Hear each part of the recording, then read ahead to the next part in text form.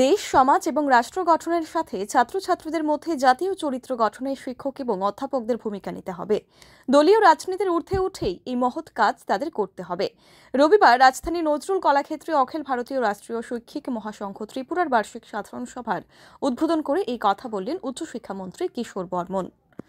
ভারতীয় রাষ্ট্রীয় শৈক্ষিক মহাসংঘ একটা জাতীয়তাবাদী শিক্ষক সংগঠন। তাদের বাৎসরিক সভা, সেই উপলক্ষেই এখানে আসা এবং দলীয় রাজনীতির ঊর্ধ্বে উঠে রাজনৈতিক সচেতনভাবে যে ধরনের একটা শিক্ষক কিংবা অধ্যাপকদের ভূমিকা হওয়া উচিত জাতীয় চরিত্র গঠনে এবং দেশ, সমাজ এবং রাষ্ট্র গঠনে এই সংগঠন ভূমিকা রাখে।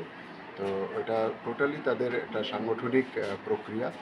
প্রতি বছরই এই ধরনের সভা হয় এবং এই সভা থেকে আমাদের শিক্ষাঙ্গনে রাষ্ট্রবাদী বিচারধারার প্রচার এবং ছাত্রছাত্রীদের মধ্যে রাষ্ট্রীয় চরিত্র সম্পন্ন ছাত্র সমাজ গড়ে তোলা, এটা হচ্ছে মেইন এই সংগঠনের মোটো এবং সেই উদ্দেশ্যেই এই সংগঠন কাজ করে।